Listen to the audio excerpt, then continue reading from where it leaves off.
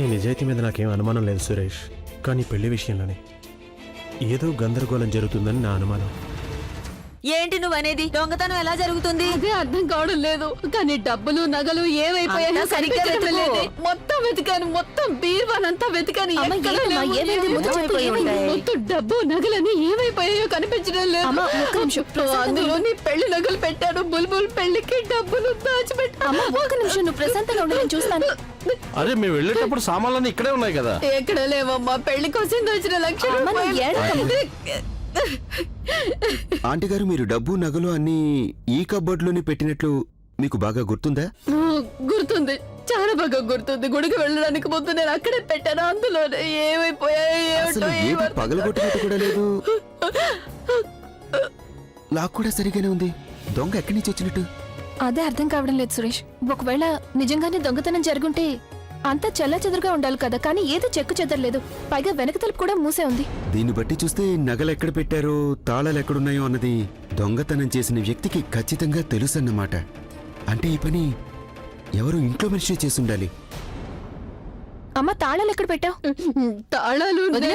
తాళాలు నువ్వు మాధవి గారికి ఇచ్చావు కదా.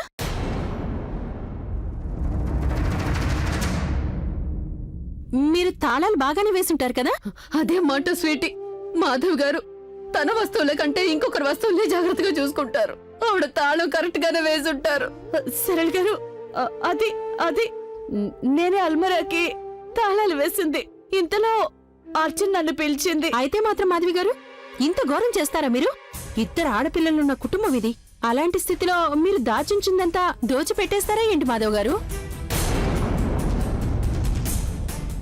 రోజులు బాలేవు అనే సంగతైనా ఆలోచించాలి కదా. అంత బాధ్యత లేకుండా ఎంత నిర్లక్ష్యంగా ఉన్నారు మీరు. మరి ఇంత నిర్లక్ష్యమా మీకు? పాపం ప్రజ్ఞ వస్తువులు పోవడమే కాకుండా బుల్బుల్ కూడా నష్టపోయింది. తన నగలు, ఓరి భగవంతుడా తన పెళ్లి. నాకు అసలు ఏం తోచడం లేదు. వదినా, ఏం జరుగుతుందో ఏంటో. అత్తయ్య, ఒక్క నిమిషం. ఆంటీ, మీరేం కంగారు పడకండి. చూడండి, ఒక్క నిమిషం. కేవలం నగలు మాత్రమే కాదు, అందులో పెట్టిన డబ్బు కూడా పోయింది. ఆంటీ, ఏదైతే జరిగిందో అది నిర్లక్ష్యం వల్ల జరగలేదు. ఎవరూ బాగా ఆలోచించే చేశారు ఈ పని. దొంగతనం చేసిన వాళ్ళు ఎంత చక్కగా చేశారంటే ఇంట్లో వేరే ఏ వస్తువు ముట్టుకోలేదు. అమ్మా, అసలు తప్పంతా మనదే కదా. అంత పెద్ద మొత్తం నగలు ఇంట్లోనే ఉంచి మనం అన్ని వదిలేసి బయటకు వెళ్ళిపోయాం. అక్క, మనం పోలీస్ కంప్లైంట్ ఇవ్వాలి. వద్దు, పోలీసులొద్దు. ఇరుకు పొరుగు వాళ్ళు ఏమనుకుంటారు? రేపో మాపో పెళ్లి పెట్టుకొని. ఒక్క నిమిషం ఉండమ్మా, ప్రశాంతంగా ఆలోచించు. మనం పోలీసుల్ని వాళ్ల పని చేసుకోనివ్వడమే మంచిది. ఎంతో కష్టపడి దాచిపెట్టావు కదా నువ్వు మా కోసం ఆ నగల్ని, డబ్బుని. అలాంటిది అలా ఎలా వదిలేస్తాం? ప్రజ్ఞాని పెళ్లి కన్నా అమ్మా, మన డబ్బి మనం అలా ఎలా పోనిస్తాం చెప్పు? ఆంటీ గారు, ప్రజ్ఞ సరిగ్గానే చెప్పింది. దొంగలు పట్టుకోవటం పోలీసుల పని. ఇప్పుడు మనం అలాగే వదిలేస్తే ఆ దొంగలు వేరొకరింట్లో దొంగతనం చేయొచ్చు. వాళ్ళు కూడా కష్టాలు పాలవుతారు. పోలీసులు వస్తారు, వాళ్లే దర్యాప్తు చేస్తారు.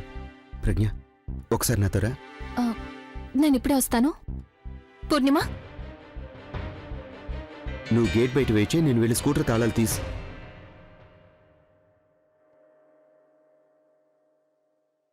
ఏమైంది ప్రజ్ఞ? నాకేం అర్థం కావడం లేదు సురేష్. ఒక్కో రూపాయి చేర్చి బుల్బుల్ పెళ్లి కోసం సేవ్ చేశాం. మొత్తం ఆదా చేసిన డబ్బు అది. పెళ్లికి ముందు అమ్మ బరువు కొంచెమైనా తగ్గించాలనుకున్నాను నేను. కానీ ఇప్పుడు బుల్బుల్ బాధ్యత మొత్తం అమ్మ భుజాల మీద వదిలేసి నేనెలా పెళ్లి చేసుకోగలను? నేను అర్థం చేసుకోగలను. చూడు, నువ్వు మరీ అంతగా బాధపడకు. ఏదో ఒక దారి తప్పకుండా దొరుకుతుంది. ముందు మనం పోలీస్ స్టేషన్కి వెళ్దాం, సరేనా? వచ్చాక ఆలోచిద్దాం. వెళ్దామా? బహుశా పురోహితుడు చెప్పిన మాట నిజమైనట్టుగా ఉంది. ఎప్పుడు వీళ్ళిద్దరు పెళ్లి అనుకున్నా ఏదో ఒక కష్టం వచ్చి పడుతూనే ఉంది. అవే మాటలు స్వీటీ. అలా ఎవరికైనా జరగొచ్చుగా, కానీ జరగలేదుగా. ప్రజ్ఞ విషయంలోనేగా అలా జరిగింది. సురేష్తో జత కలిసినప్పుడల్లా ఇంతే. నాకిప్పుడు కేవలం మీ గురించి బెంగగా ఉంది. మా వదిన ఎక్కడి నుంచో ఎలా తేగలదంత డబ్బు, అన్ని నగలు. తను ఈ పెళ్లి ఎలా చేయగలుగుతుంది? అంత డబ్బు కూర్చుకోవాలంటే మొత్తం జీవితం కష్టపడినా చాలదు. ఒక్క క్షణంలోనే ఇంత నాశనమా? మరి గ్రహబలాన్ని అనకపోతే ఇంకెవరిని తప్పుపట్టగలం? అసలు నా ఉద్దేశంలో అసలు తల అయితే బాలేదు. ఇంకోరుకో నువ్వు మళ్ళీ మళ్ళీ అదే మాట. అందరూ బాధలో ఉంటే పోనీలేండి, ఇక నేనేం మాట్లాడు. నిజం మాట్లాడితే నిష్ఠురమే అంటారు. నేను పరాయిదాన్ని కదా. నాకు కనిపిస్తున్న నిజం గురించే నేను చెప్పాను. ఇదంతా చేసేదొకరు, నష్టపోయేది ఇంకొకరు.